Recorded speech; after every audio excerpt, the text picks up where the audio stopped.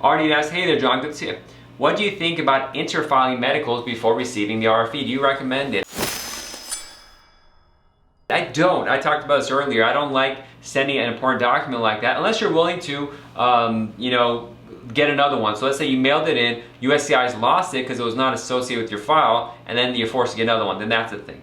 I have a colleague who knows how to make barcodes. They're able to make the barcode needed, so when USCIS gets a document, they can scan it and attach to your file. I kept these. She did a breakdown of how to do it. I kept a copy of it, but because I haven't needed to interfile or done so, I'm not doing it. The reality is this RFE kind of for the medical interfiling you're talking about. These are, for those who don't know, when you have a green card case pending, many times, in my office in particular, we don't submit the medical checkup with the application, we do it later, but USCIS is trying to finish up a lot of these employment-based cases before the end of the fiscal year. So the government's year is not January 1st to December 31st, it's October 1st or to September 30th or whatever.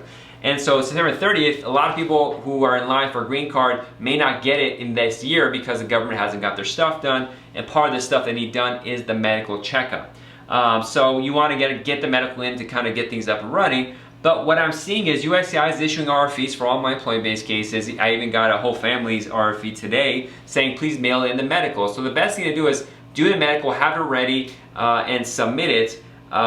This October 1st situation is interesting. I talked earlier about the COVID-19 vaccine and the requirement October 1st. Probably the reason they didn't make it immediate and did October 1st is because that's the beginning of the fiscal year. They want to try to get the green card medicals for these employment-based cases in as soon as possible. And if they all of a sudden added a requirement for the COVID-19 vaccine, then it would mess things up because they have to do another RFE for the COVID-19 vaccine, and it'll delay the case so much that the green card numbers for employment-based cases in this fiscal year would run out and it would be a disaster. So that's the interesting thing. That's probably why they did that. That's a neat one right there.